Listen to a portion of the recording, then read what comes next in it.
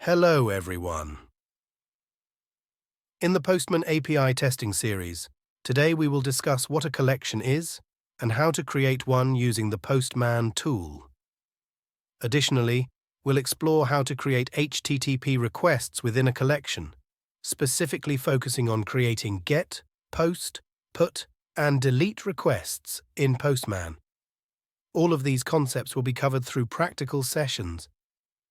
If you haven't watched the first and second videos in this playlist, I recommend doing so before continuing with Session 3. Your support is crucial, so if you find the video helpful, please subscribe to the channel. Be sure to watch the video till the end for a comprehensive understanding. Let's kick off today's session. Firstly, I will open the Postman tool. This is the Postman tool icon, and by clicking on it, I will open the Postman tool. So now, the tool is opened. In the second session, we created a workspace. I mentioned earlier that once we install the Postman tool, we need to create a workspace first, because the work we do gets stored in the workspace. Now, let's revisit how to create a workspace. Click on Workspaces, and then click on the Create Workspace button. You'll be directed to a page where you can provide a name, summary, and set the visibility to create a new workspace. For this demonstration, I will cancel the workspace creation because in the last video we already created one workspace, so we will make use of the same. Here is my workspace. Here we can rename the workspace. To delete a workspace, click on Workspace Settings and choose the Delete Workspace option. I hope this clarifies the process of creating and managing workspaces in Postman. Now we will move back to the workspace. We need to create a collection inside the workspace to group the HTTP requests. Collections are used to organize related requests and easily apply common authorization, tests, scripts, and variables to all requests within them. In API testing, we send HTTP requests to the API and receive responses. To manage different types of requests, we create collections. There are multiple ways to create collections. By selecting the Create Collection option, a new collection can be created. Let me demonstrate by clicking on it. Now, a collection has been created. We can name it based on our requirements. In this case, I will name the collection Collection 1. You can also rename a collection by clicking the pencil icon. Inside a collection, folders can be added to organize requests. Multiple collections can be created within one workspace, meaning a single workspace can contain various collections. By clicking on the plus icon, we can create a new collection. Alternatively, we can create a new collection by clicking the New option. After clicking New, a window will appear, and within that, we will find the Collections option. We can use this option to create a new collection. Let me demonstrate by creating a new collection. See, my new collection has been created. I will rename it as Collection 2. Another way to create a collection is to go to File, then New, and we will get a Create New window. There, the Collections option is available, and we can create a new collection using that. You can use any method to create collections here. Now, let's create one more collection using the plus icon and name it Collection 3. Next, let's learn how to rename and delete collections. To do this, we need to click the three dots, which is called View More Actions. Upon clicking that, we can see the operations we can perform on these collections. To delete, we click the Delete option, and to rename, we click Rename. If we want to create a clone of the collection, we can use the Duplicate option. As mentioned earlier, a collection can have many requests, and to run that group, we can use the Run Collection option. In the upcoming session, We will explore each of these options one by one. Now, let's delete Collection 3. There. Now, Collection 3 is deleted. Next, let's rename Collection 2. We can use Ctrl+E or rename it manually. Now, you can see that our collection is renamed. Moving on, let's duplicate Collection 2. After clicking Duplicate, I can see a duplicate has been created here. When duplicating, the same content from Collection 2 is loaded into the duplicated one. If we want to rename the duplicate, we can do that as well. All these actions can be performed with collections. After creating a collection, we will proceed to create an HTTP request. In the last video, I explained the various HTTP requests. We send HTTP requests to an API using Postman, and in return, we receive a response. The basic requests that every API tester should know are GET, POST, PUT, and DELETE. We have already discussed these requests in the last video. If you haven't watched it yet, you can visit video 2 of this series to understand HTTP requests. Now, let's move to the Postman tool and start with the GET request. We will create a GET request inside my Collection 1. Before that, we will choose a website to send a request and receive a response. This website is ideal for practicing API testing, as it supports all types of requests, including GET, POST, PUT, DELETE, and even patch for partial updates. To send a request to the API, we need specific information, including the HTTP request and URL. The URL mentioned here is where we will send the request.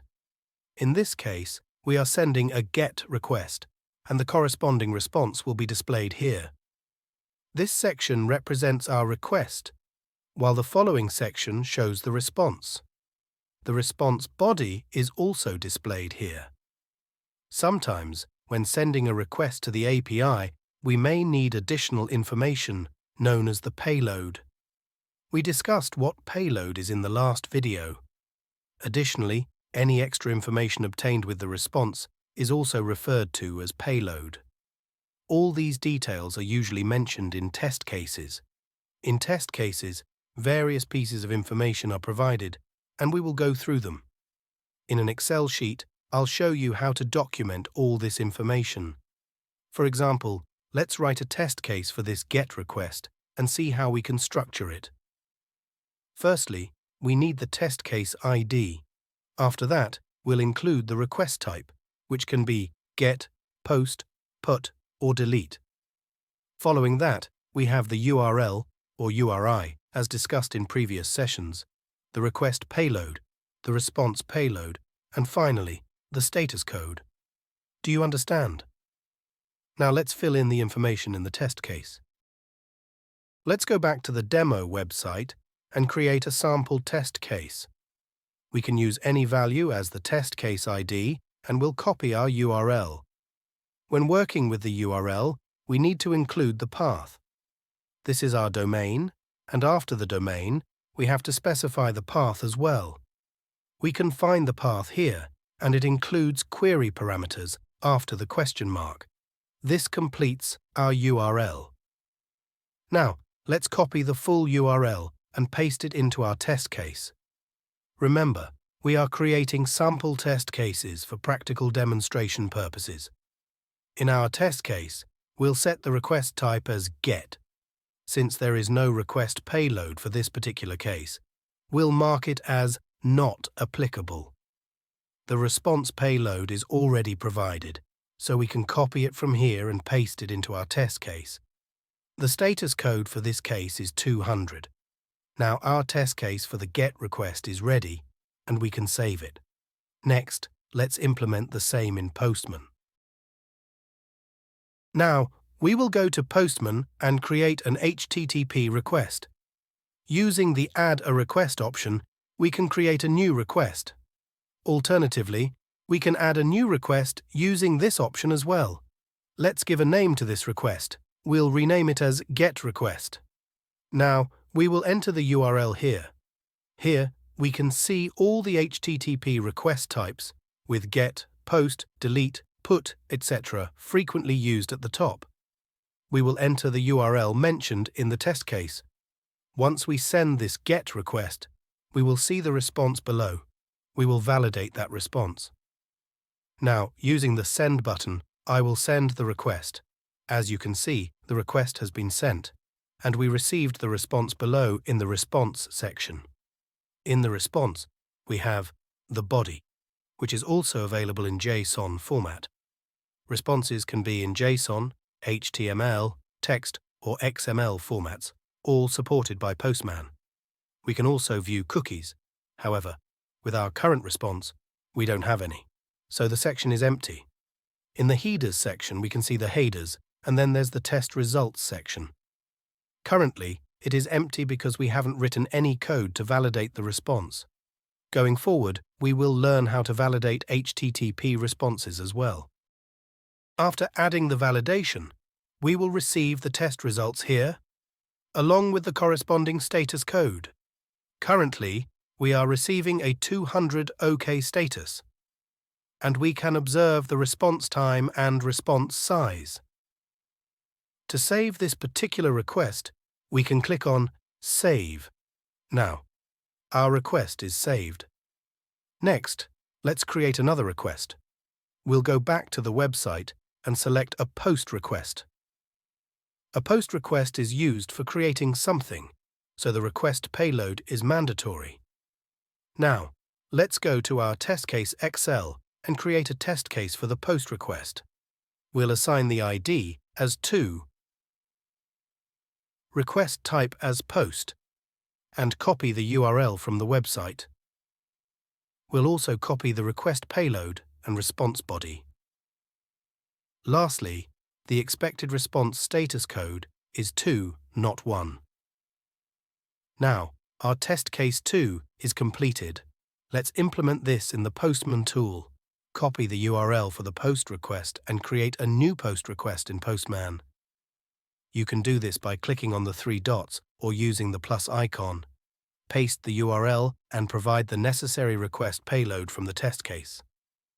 Ensure the payload format is set to JSON by selecting the raw option. Once you've selected the request type, given the URL, and provided the request body in JSON format, you can send the request by clicking the Send button. After sending the request, let's examine the response. We created new information, and we can see the response body, including the ID, name, job, and created time. Additionally, there are no cookies associated with this request, as indicated by the empty section in the response. You mentioned cookies, which are essentially pieces of browsing data stored by browsers. This data can include usernames, passwords, and other information typed into the browser. Now, looking at the headers, the test results are empty because no validation has been provided. Moving on, the status code 201 indicates that the request was successful. And you also see the response time and size. So far, we have successfully created both GET and POST requests. Do you understand this? Next, let's modify the name and job in the request body and send the request to create more information. The response will display the body we sent, showing the unique ID along with the name and job. This demonstrates how to create POST requests. And finally, we save this request under a specified collection. Now, let's move on to creating a request called PUT. PUT requests are used to update information. Imagine we need to update the job information. In the sample website for PUT requests, you can see the URL, request payload, response payload, and status code. Let's update our test case in the Excel sheet. Create an ID with number 3, copy the URL from the website, and paste the request and response payloads. In the URL, replace the hard-coded ID with the dynamic ID received when creating the POST request. This unique ID helps update a specific record. Change the job in the request body. example from QA to developer. Now, the test case for the HTTP request put is complete. Now, I will copy the URL from here. Next, I will visit Postman and create a put request under My Collection 1. As I mentioned earlier, we can use the 3 dots or the plus icon to create a put request. Another way to create a request is to go to File, New, and create an HTTP request. In this way, we can also create a collection, workspace, etc. So I will create it from here itself. Now, we will choose the request type as put from the drop-down and add the URL here. In a put request, we need to update the ID in the URL, so that's also updated here. Next, we will provide the request body, select raw, and set the type to JSON. The information given in the body will update the specified ID. The information will change to name, Jayaprakash, job, developer. Now I will send the put request. You can see the response body has been updated, right? Here, name is Jayaprakash and job is developer, along with the updated date and time. We received a 200 positive response, along with response time, size, etc. Since we don't have cookies, it's empty here. We also got headers and test results because we haven't set up validation for this. Like this, we can use put requests to update information. After that, we have the delete request. What does delete do? It is used to delete anything from the database. Now let's use this example to demonstrate deletion. What do we need? We need an ID to delete any information. Before that, we will create a test case for that. Here, we will give the test case ID as 4. The request type is deleter, and we will copy the same URL as the put request because we are going to delete the same information. The request payload is not applicable here. We can check once on the website where we expect the response to be 204 after deleting any information. This is the URL we already copied. If not, we can take it from here as well. Now, I will go to the Postman tool and create a delete request. I will click on the 3 dots and add a request. We will give the name as delete request. The request type is delete, and the URL will be pasted here. We have to provide the correct ID here. We don't need to give any request body here, so we will just send it. Now we can see the body is empty and cookies are also empty. This is the header of it. Test results are also empty. We need to verify the status code. And yes, we got 204 here. Here we can see the server successfully processed the request but is not returning any content. This is the time and this is the size. Like this, we created one delete request as well. In this video, we discussed what a collection is, how we can create a collection using the Postman tool, and how we can create different HTTP requests inside collections. We saw all this practically implementing it. I hope you people understood this session. We will meet in the next session with a new video. If you guys like this video, subscribe to the channel and share it with your friends. Also, don't forget to hit the bell icon, so if any video is uploaded, you'll get the notification. Thank you for watching. Bye.